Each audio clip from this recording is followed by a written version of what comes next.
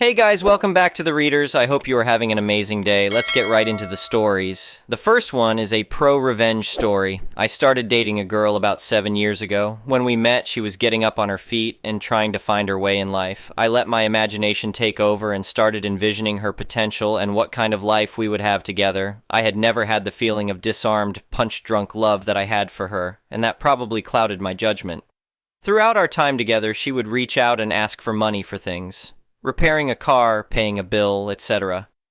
We were getting closer the longer we dated, and I would always help her, assuming that I was making an investment in both of our lives by helping her through a period of instability. In all, I probably gave her about $15,000. After about 4 years of this, I finally popped the question. She accepted, and we were married after a brief engagement. About 6 months into our marriage, she told me she had been having car trouble and needed about $2,000 for the repair. This struck me as a bit odd. By that time, I was more than familiar with her vehicle and knew her explanation for what the issue was didn't make sense. One evening after she went to sleep, I went and had a look at the part of the car she had said was faulty. No issue. This set off alarms. I grabbed her phone and, on a hunch, typed in the amount she had asked for, and it returned a text message with a guy she had previously dated. Apparently, he had reached out and asked for help repairing his car, and lo and behold, he had asked for the same amount she had requested from me. My stomach turned as the thought entered my mind that maybe I had subsidized other of this guy's expenses across the time I had dated my wife. As I read through the messages further, I realized that this guy was the Lester Diamond to my Sam Rothstein, and I had been played like a fool. Look up that reference if you're not familiar. I had spent my entire relationship as a proxy sugar daddy. I thought on this for a few weeks and tried to figure out what to do next. These sacrifices were not insignificant to me. I had been working as a surgical resident for much of our courtship, making very little money and working long hours to form a strong, solid foundation for our future. This was devastating, and I realized that I couldn't reconcile the situation. Once I had cooled down, I waited for an evening my wife went to bed early and I got into her phone. I caught up on the most recent messages she and her paramour had sent one another. Then I initiated a conversation with him. I posed as her and told him she had been drinking, she is a recovering alcoholic, and that she needed to get some things off her chest. I didn't go overboard, but I did send messages to the effect that she was not over him and that her affections had grown since marrying me. I all but teed him up to move in for a relationship with her. I then abruptly ended the chat and asked that we not talk about the conversation again in order to avoid furthering her relapse, but that we both keep in mind what we had spoken about and see if we could make a life together work. I then deleted the text from her phone and hoped the two would proceed forward together. They did. I kept an eye on the text for the next few months and progressively saw things heat up between them until it looked like she was committed to leaving me. We didn't have many assets together at the time as I was still finishing a surgical residency, so I knew the divorce would be quick and painless and that we would go our separate ways and she would start a new life with the guy whose underachievements I had been funding, so I filed for divorce and had her served papers. I was generous with the $1,000 in assets between us in order to make the split as quick as possible and went on our ways to begin life anew. And you'd think that is the end of the story, right? Oh no, friend. You see, Mama didn't raise a cuck. In our state, not only are assets separated upon marital severance, but so are debts. And medical school is ducking expensive. Really expensive. $250,000 expensive. So the idiot ended up with a parting gift of about $125,000 of my student loans. And guess who she shotgun married 2 months after our divorce? Fortunately for her, she'll only have to pay half of that amount, because if history does indeed repeat itself, he'll be paying the other half once their marriage ends as well. It was all I could do to not send them a piggy bank as a wedding gift. Best $1,500 I ever spent. The next one is an entitled people's story. I've owned my small farm on the outskirts of town for over 30 years. It's been in my family since my grandfather's time, and I've worked this land my entire adult life. We grow vegetables, raise chickens, and have a few cows. Nothing huge, but it's honest work that puts food on the table. About 5 years ago, some developer bought the empty field next to my property and built one of those cookie-cutter suburban neighborhoods. I didn't mind at first. People need places to live, and they mostly kept to themselves. That changed when they formed their homeowner association last year. It started with letters in my mailbox about my unkempt lawn and unauthorized livestock. I threw them straight in the trash. Then came the complaints about my tractor being visible from their precious development and my rooster waking them up too early. I ignored those too. I was here first, and I never signed any homeowner association agreement. Things escalated when their new homeowner association president, Karen, yeah, that's actually her name, started showing up at my door. She'd stand there in her designer workout clothes, tapping her foot impatiently while lecturing me about neighborhood standards. "Your farm animals are decreasing our property values," she'd say, "and that old barn needs to be painted in our approved color scheme." I tried explaining that my property wasn't part of their development, but she wouldn't listen. "We're all one community now," she'd insist. "You need to comply with our regulations." The breaking point came during harvest season. I was up early combining my cornfield when 3 police cars came screaming up my driveway, lights flashing. Karen had called them claiming I was violating noise ordinances and running illegal farm equipment in a residential area. The officers looked pretty embarrassed when they realized what was going on. I showed them my property deed, tax records, and agricultural zoning paperwork, all kept handy after Karen's previous threats. They apologized for the trouble and left, but Karen was fuming. She threatened to sue me, so I decided to get ahead of this nonsense. I contacted a lawyer who specialized in property disputes and homeowner association cases. He looked through my documentation and actually laughed. "They don't have a leg to stand on," he said. "Your farm predates their development by decades, and you're properly zoned for agricultural use. Let them try something. We'll shut them down fast." Sure enough, a week later, I got served with homeowner association fines totaling over $10,000 for various violations. My lawyer sent them a cease and desist letter, along with copies of all my documentation showing I wasn't part of their homeowner association and never would be. But Karen wouldn't give up. She started sending homeowner association members to take pictures of my property, claiming they needed evidence of violations. They'd stand at the edge of my land with their phones out, photographing everything. Some even tried to sneak onto my property to get closer shots. That's when I installed security cameras and put up no trespassing signs. The first time I caught them on my land, I called the police and pressed charges for criminal trespassing. Karen herself got caught trying to sneak into my barn to document violations. The judge was not impressed with their behavior. He issued a permanent injunction barring the homeowner association from harassing me or entering my property. Karen got hit with a hefty fine and had to do community service, ironically, at a local farm education center. The homeowner association board ended up removing Karen as president after this fiasco. Their insurance company threatened to drop them over liability concerns from her actions. The new board president came by to apologize and assured me they'd leave me alone. These days, things have calmed down. Some of the homeowner association residents even started buying fresh eggs and vegetables from me. Their kids love coming over to see the animals, and I've been teaching a few of them about growing their own food in small garden plots. I still get the occasional complaint about my rooster, but I just smile and wave. My family has worked this land for generations, and no homeowner association is going to change that.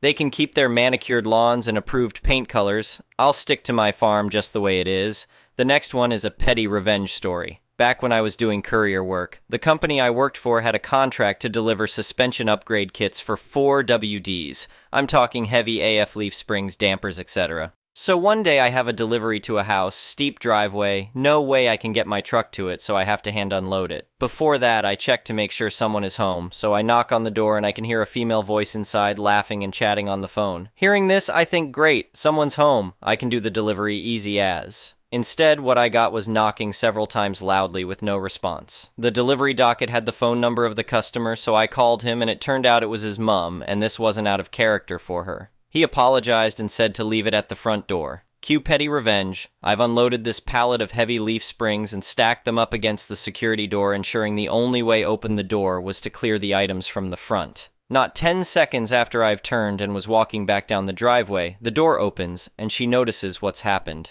The mum starts screaming at me, but I didn't break stride or down around, just gave a half-assed wave and yelled, "Have a good day." Surprisingly, didn't get a complaint. The next one is a malicious compliance story. I worked as a care staff for a private company of 250-ish employees that deals with special needs individuals, mental disabilities and often physical ones. We have day-hab facilities and group homes. In a prior job, I did the same for the state, but was moved to an IT role after a while until the stupid from upper management became too great. Whole other story. Before any of that, I was an EMT, and before that, I was in the Army and know how to cover my own ass. Backstory complete. My boss sent out an email to all staff and had an in-person company meeting because I put on a form the state inspectors look at that said, "Client returned from day trip sunburned, disoriented, and dehydrated. Staff with the client reported they passed out. Apparent heat exhaustion, reported to RN and state authority for possible neglect. Apparently, the RN never looked at the report before the state auditors came in a week later, although she did look at the client and agreed with me about the heat exhaustion the next day when she was back in the office from a day off. Fast forward 9 days, we have an emergency company meeting. Boss hands out a paper specifically telling every staff they are not to do anything outside the scope of their job description, and they are not doctors, while staring at me the whole time. She calls me out specifically during the meeting by name. Alright, fine. I stop doing anything but the exact wording of my original hiring duties.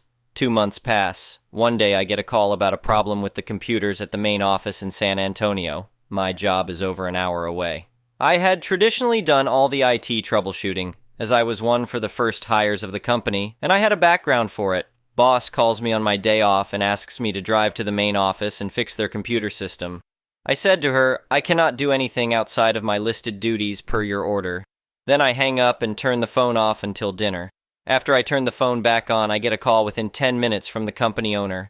He, who had been nothing but nice to me up until now, just bluntly asks, when I felt like doing my job and getting things working, but especially payroll, don't I want to get paid tomorrow? Get your ass in gear, son.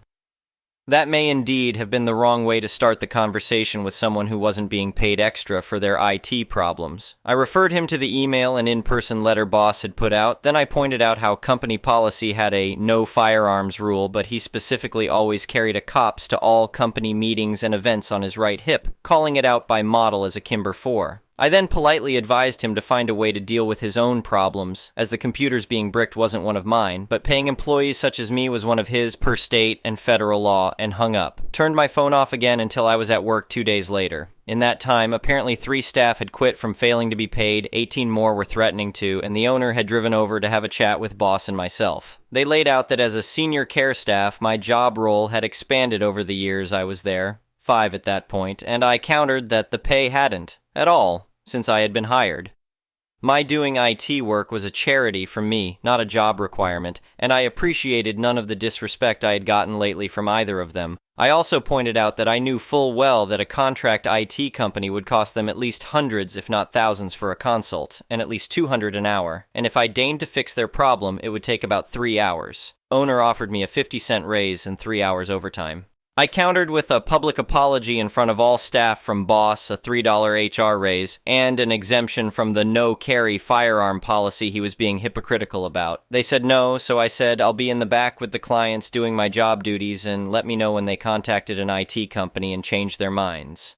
Keep in mind that all the computer systems were effectively bricked at this point, so the nurses can't do any charting, no one can bill time for casework, the state paperwork, while largely paper, can't be sent. It took them 4 days, who knows how many calls to computer specialists for quotes, and another 8 quitting employees to agree to my conditions, after 4 tries to get me to let go of the concealed carry one. That was their sticking point. I don't carry a gun at work, and never have, even though in my state it's totally legal, but it bugged me the absolute hypocrisy of the owner, so I would have given up the raise before that.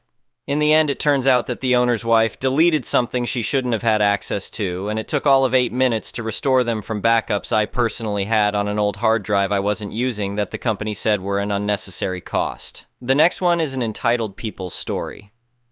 Backstory. When I was 20 years old, I worked for an auto parts company. I was a cashier ringing customers up on a busy day. I'm usually laid back and very lenient when it comes to returns. Due to the customer is always right or some crap. A guy walks in with the battery, places a battery on my counter, and selects 1 quart of engine oil. The man comes back to the counter and tells me that he needs to return this battery for warranty. Due to it not holding a charge immediately, I recognize the brand of battery, which is a brand that we do not sell. In fact, our rival company sells it. I had explained this to the customer, but he was not having it. He said he knows he bought it here and was demanding a refund. I tell him again, I quote, not gonna to refund something that wasn't sold at this store. I then call the rival auto parts store, take down the man's information, and see if it was purchased at one of their locations. The store verified that indeed it was purchased at one of their locations and that it was still under warranty. I tell the customer this, and still he is not having it. He tells me I need to do my ducking job. I reply to him sternly, but still in a professional manner. I am doing my job. I am actually going above and beyond my job. So, I could easily say you didn't have a warranty and just sell you another battery. I have no business calling my rival company for something like this. So I went out of my way to tend to your needs. And you're still telling me I need to do my job. If you can tell me how that makes sense, I will give you a battery. The customer had no answer and began to berate me verbally and cussing me out, saying he's going to come back with a gun and handle business. He also commented on my physique and said that steroids are affecting my brain dot, and that's the reason why I don't know how to do my job. I was in decent shape as a 20-year-old. Due to not having a social life, I would spend 8 hours at work, go home, and study. I also frequented a gym a lot. I would spend 8 hours at a local MMA gym, just lifting weights, boxing, jiu-jitsu, and a couple other things. I enjoyed every minute of it, and it kept me out of trouble. Going back to the incident, the man then made a comment as to I need to smile more often when talking to customers. At this point, I was already irritated. I responded with, well, how about I just ducking tap dance for you, and then started tap dancing in front of him. I was about a foot away from him when this happened. The man proceeded to throw the quart of oil in my face, hitting me in the nose. I immediately reacted with the front kick to his chest. The kick pushed him back a bit, so he began to rush me. I dipped my right shoulder forward and brought my left elbow to his nose. It was like a modified spinning back elbow. I can feel that man's nose crack on my elbow. The customer fell down and began to cry with blood dripping from his nose. When this happened magically, my line of customers got shorter and I saw a few had switched to another register. Lines. I helped the next customer with no issue. Then I thought to myself I should probably call the cops. I told my store manager about the incident and he called the cops. My store manager was a friend of mine and trained with me at the gym. He pulled up the video and commented how my foot placement needs work. Police arrived and the man began buying me for assaulting him, but the customers vouched for me and the footage on the camera matched the customer statements, so the guy was arrested for aggravated assault. The police officer that stayed behind to get the video evidence kept rewinding in the video and laughing. As the customer was leaving in handcuffs, he kept repeating that he was going to come back for me. The police officer asked my store manager if he wanted the guy trespassed. The store manager left it up to me and I said, nah, let him come back. A little bit after I left that job, I joined the military, served for 10 years, and then became a cop in a small town. My soon-to-be wife was also at the store when the whole thing happened. She later revealed to me that that same guy had tried to get her phone number and then called her a wetback for saying no to him and said if he took her now, the cops wouldn't do anything because she was illegal. The next one is an entitled parent story, so this is a pretty long post, half rant and half asking for advice on how to deal with the situation. I am a college student almost done with my master's, and I came back from a weekend home with my mother and younger siblings. We had a huge fight that was basically started because of the immense pressure my mother puts us all under. She is the type of person who admittedly hates the way her life turned out and pushes us to the extreme because she doesn't want us to end up like her. Anything we do has to end up with us at the top or it isn't worth mentioning. Even worse, if we fail, the issue will come back up again and again just to hit where it hurts. She belittles us constantly and assumes everyone we associate with is speaking ill of us behind our back and we're just too naive to notice, which is infuriating. The argument started because of my sister's exams where she was just complaining about being overworked and my mom just told her if she doesn't do well, she'll just end up a loser that cost her money for nothing. My sister started crying and told her she felt she had no worth to her unless she was perfect and felt like a burden. I supported her because I feel the same way and told my mom she refuses to see things our way, and it honestly feels like she doesn't actually love us and just resents us for the way her life is. This is a touchy subject in our family because she always complains about not having any money, working too much, and ruining her health to raise us since she is a single mom. We never complained about any of this, but for some reason, she is convinced I love my father more than her because he is wealthy and argues with me all the time about it. She doesn't do this with my siblings' father since he is not in their lives anymore, but always tells them if they're so badly treated at her house, they can always go to him, knowing the reason they don't see him is domestic abuse. Of course, it's like talking to a wall, and she basically told us, if I'm not mean to you, then the world is going to be mean to you and you won't know what to do. Which makes no sense.